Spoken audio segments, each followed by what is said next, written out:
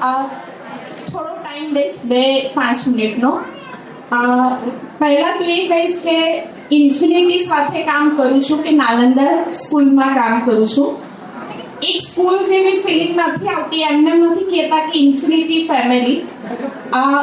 Every time મારી daughter છે.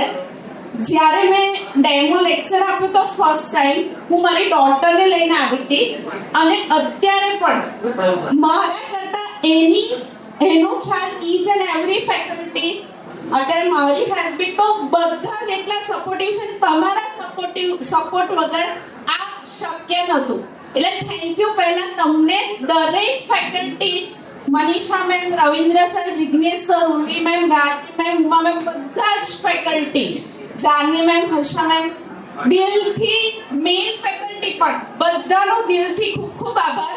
કારણ કે હું અત્યારે અહીંયા ઊભી છું મારી ડોટર માટે.